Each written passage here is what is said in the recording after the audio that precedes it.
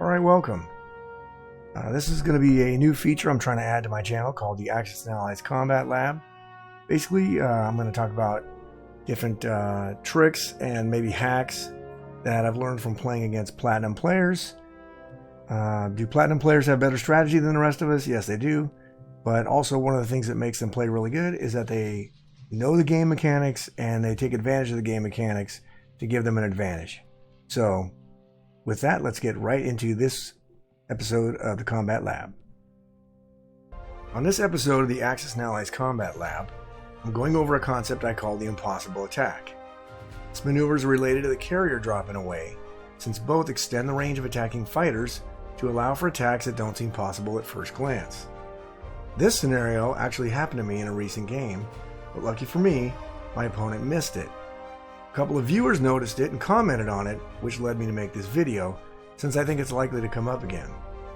In this scenario, Japan is using a group of transports to move land units from Japan onto mainland Asia.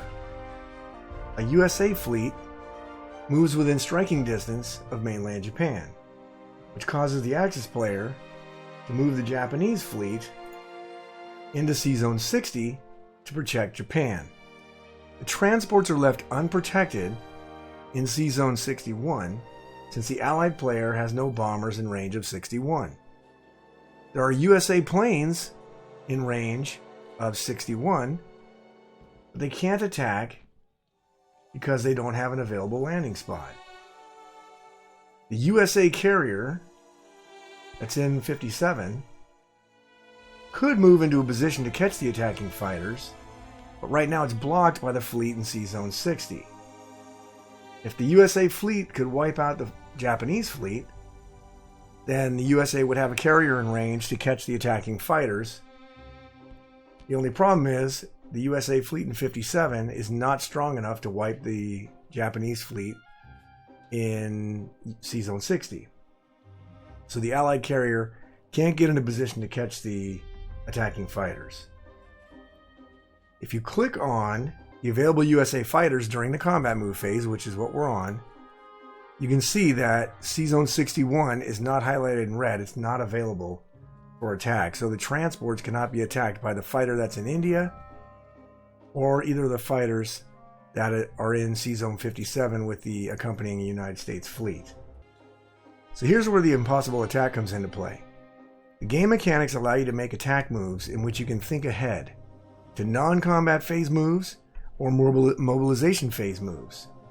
So if an aircraft carrier can be in position to land fighters on before the end of a turn, not just the end of the combat phase, the fighters can attack as if the landing spot is already available. The other key to the game mechanics is the order of battle. All uncontested fights take place before all other combat. To execute the impossible attack, the Allied player attacks C-Zone 60 with one submarine. An attack that can't possibly succeed, but statistically, there's an infinitely small chance that that one submarine could wipe out the entire Japanese fleet in C-Zone 60.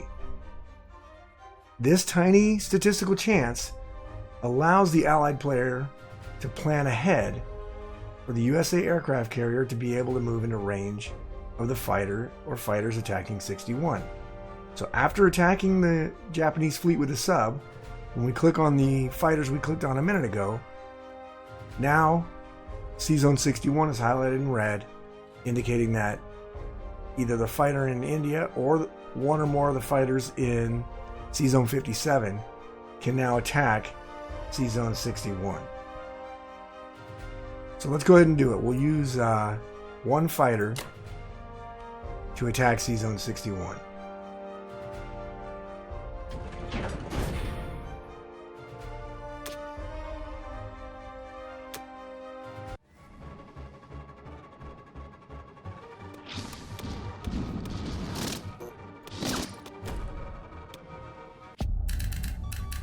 Alright, when we ran the combat, the uncontested battle in 61 was fought first, before the sub attacked C-Zone 60. So now that we're in the non-combat phase, the USA carrier can move into any of these blue areas, but can't move into range to catch this attacking fighter. As a result, in the non-com phase, the fighter's going to crash. Fighter crashed into C-Zone 61 because he could not be caught. The end result is that the Allied player loses 16 IPCs, 10 for the plane and 6 for the sub.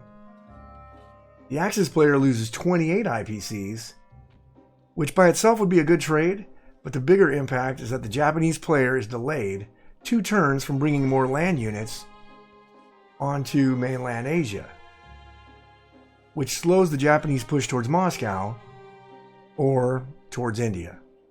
That sums up the impossible attack. When a similar situation comes up in one of your games, maybe you can use this move to turn the tide in your favor, or if nothing else, maybe get your opponent to rage quit. That's going to be the end of this video. I'm hoping to make the Combat Lab a regular feature on my channel, and hopefully it's a useful tool. So if there's any in-game situation or scenarios that you'd like to see tested, leave them in the comments, and your suggestion just might turn into another video. As always, I appreciate you watching, and I'll see you back for another video.